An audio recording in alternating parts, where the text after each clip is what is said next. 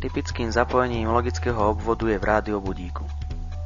Pri výpadku elektrického prúdu začnú LED diódy blikať. Ak na rádiobudíku nastavíte čas, obvod toto stlačenie vyhodnotí a LED diódy blikať prestanú.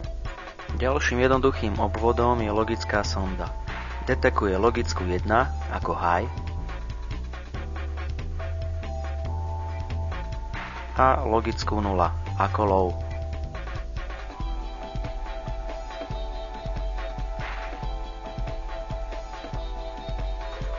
Tu vidíme profesionálne prevedenie logickej sondy. Logická 0 a logická 1.